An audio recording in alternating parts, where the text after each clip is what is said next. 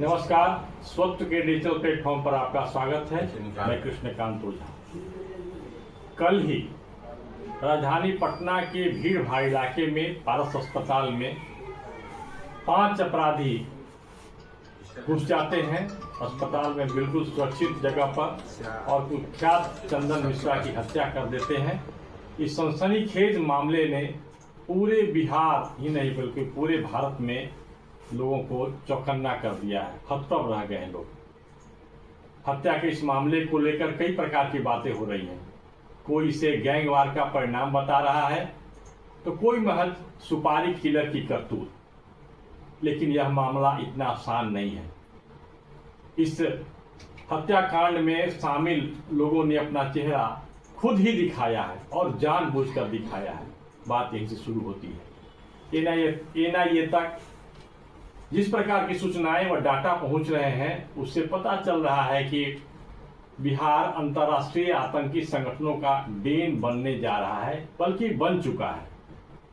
इस घटना में शामिल अपराधियों ने पूरे हौसो हवास में अपना चेहरा उजागर किया है। इसका अत्यंत खतरनाक संदेश भी है। पुलिस इस संदेश को समझती भी होगी, लेकिन इसके बावजूद मौन है। बिहार की राजधानी पटना में जिस गैंग ने धड़ल्ले से इस घटना को अंजाम दिया और उसका प्रदर्शन भी किया सीसीटीवी कैमरे के माध्यम से, उसका मकसद बिहार के लोगों को एक संदेश, खास संदेश देना है। पूरे बिहार में आतंक के सिवान मॉडल का विस्तार इसका मकसद माना जा रहा है। सिवान मॉडल की जब हम बात करते हैं तो शहाबुद्दीन की बात होती है और शहाबुद्दीन का की जो शैली थी, जिस प्रकार के हनक थे कि लोग डरते थे और डरने का कारण क्या था, किसी की भी हत्या कभी भी हो सकती थी। बिहार में एक नहीं बल्कि अनेक शहाबुद्दीन का निर्माण करने की कोशिश तेजी से चल रही है।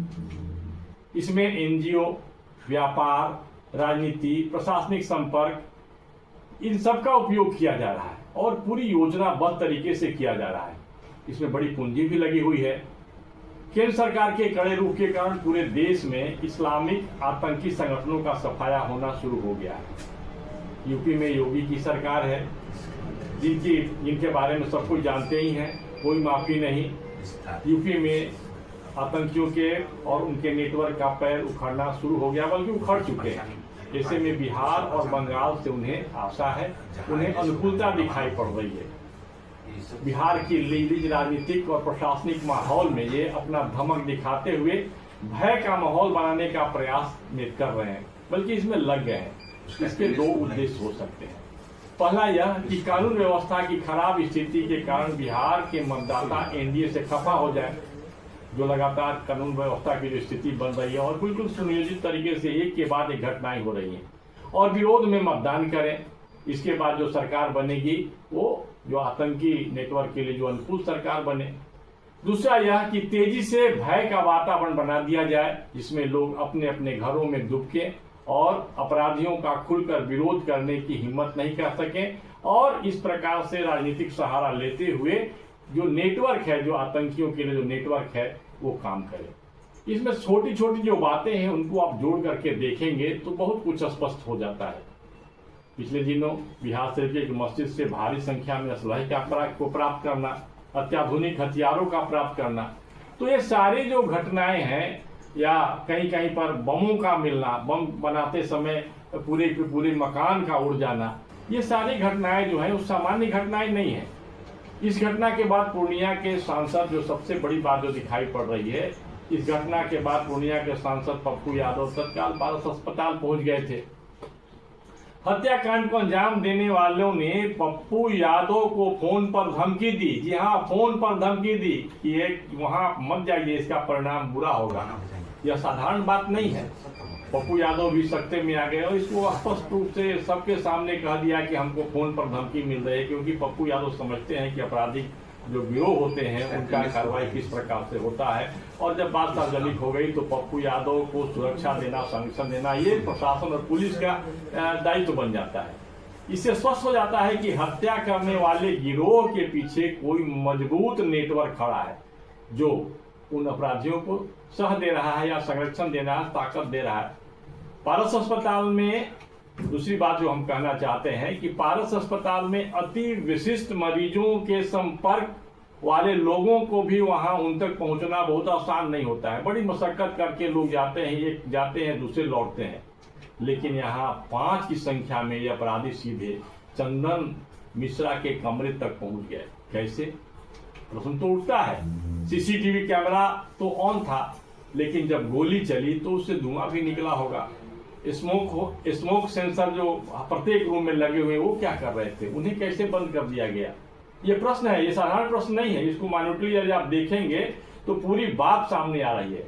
यदि स्मोक सेंसर कार्यरत रहता, काम कर रहा होता, तो उसका सायरन बजता तो लोग, आसपास के लोग दौड़ पड़ते। और इस प्रकार से यह जो षड्यंत्र जो है ये बहुत ये बड़े षड्यंत्र का एक मजबूत कड़ी है जो बहुत कुछ स्पष्ट कर देता है। अपराधियों ने सीसीटीवी कैमरे को डिस्टर्ब नहीं किया। क्यों नहीं किया? तो इसका एक उत्तर है कि अपराधी अपनी ताकत का प्रदर्शन करना चाहते थे, अपने चेहरे को दिखाना चाहते थे। वे कुछ भी ऐसा एक संदेश देना चाहते थे कि वे कुछ भी करने में समर्थ हैं। उनके मुंह पर कोई मास्क नहीं था। अनायास ये जो अपराध कर रहा है तो समझ रहा था कि मास्क रहने पर मास्क लोग नहीं देखेंगे और मास्क नहीं रहने पर लोग देखेंगे। यह उनकी रणनीति का एक हिस्सा ही था।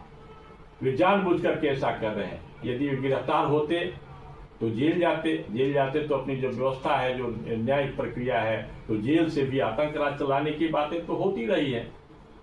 अब तक के जांच पड़ताल में इतना स्पष्ट हो गया कि अस्पताल प्रशासन के एक रीजनल डायरेक्टर जो इस क्षेत्र के प्रमुख हैं उनसे अपराधियों का संबंध है। बल्कि कुछ लोग तो ऐसा कहते हैं कि उन अपराधियों के सहारे वे अपने विरोध में उठ रहे हैं। जब उस अस्पताल में कई प्रकार के कारनामे आते हैं कि मरे हुए लोगों को भर्ती करा करके पैसा लिया गया, तो इसके विरोध में बवाल भी होता रहा है। तो अस्पताल के उस रीजनल डायरेक्टर हैं, वो उन अपराधी गिरोहों का एक सहयोग भी लेते रहे, जिसके कारण अस्पताल में हमेशा इनका आना जाना होता है। आने जाने की बातें दबी जुबान से लोग स्वीकार करते हैं। बल्कि अस्पताल के कुछ प्रमुख कर्मचारी के साथ उनके अच्छे संबंध भी थे, तो उन्हें अस्पताल के बारे में पूरी जानकारी थी। और जो अस्पताल प्रशासन का कहना है कि हत्या करने वाले स्टाफ के लिए निश्चित जो रास्ते हैं उससे ऊपर गए थे, तो स्टाफ क्या कोई भी रास्ते उनके लिए छूटे नहीं थे, अनजान नहीं थे। बिल्कुल एक अति विशिष्ट सूत्रों के अनुसार बिहार में आतंकी संगठन एक ऐसा नेटवर्क बनाने के प्रयास में लगे हैं जो अपने खर्चे की व्यवस्था स्वयं करता रहे। पहले तो जाली नोट, ड्रग, ह्यूमन ट्रैफिकिंग जैसे अवैध धंधे से अकूत पैसे की कमाई होती थी उनकी, लेकिन अब उसमें कमी आ गई है। लेकिन अब इस नेटवर्क में शामिल मजहबी मतांध युवकों को अत्याधुनिक अस्त्र मुहैया कराए गए हैं। बड़ा खेप आया है बिहार के अंदर में, और मस्जिद में हो या कई ऐसे जगह पर जहाँ की जो सामान्य लोग नहीं पहुंच पाते हैं, वो केंद्र बना करके और इस प्रकार के जो अत्याधुनिक असलहे हैं, अस्त्र शस्त्र हैं, उन तक पहुंचाए जा रहे हैं।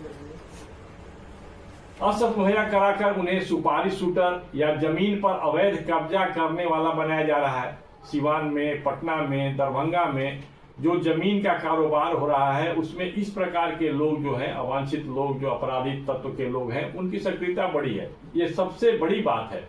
प्रत्येक क्षेत्र में ऐसे युवा अपराधियों के गिरोह बनाने की योजना पर काम हो रहा है। राजनीतिक क्षेत्र में भी इनका संपर्क हो, ऐसी व्यवस्था बनाई जा रही है। इन्हें खर्च दिया जाता है।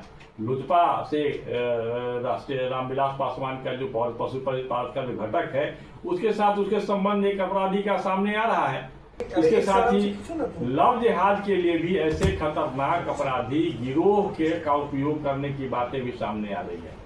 फिलहाल पटना पुलिस मौन है, लेकिन आने वाले इस भयंकर खतरे से निपटने के लिए तो योगी मॉडल ही कारगर सिद्ध हो सकता है। बात बहुत बिगड़ चुकी है। यह किसी एक अपराधी के हत्या या गैंगवाद की बात नहीं है, बल्कि इसमें जिस प्रकार से बातें, जिस प्रकार के सूत्र से जो जानकारियां मिल रही हैं, वो अत्यंत खतरनाक है। यह वोट के लिए किसी भी हद तक गिरने वाली सरकार की, पुलिस के बुत्ते की बात नहीं है। यदि कोई अधिकारी, यदि सरकार इस मुद्दे को ठीक से डील नहीं कर पा रही है और आने वाले जो खतरे को भांप करके सबको जान रहे हैं कि क्या मामला है, ये बात अब धीरे धीरे करके सामने आ रही है, लेकिन इस बात को दबाने का भी प्रयास किया जा रहा है। यह बिहार में आने वाले एक बड़ी खतरे का संकेत है। आज के इस वीडियो में बस इतना ही, फिर मिलेंगे। नमस्कार।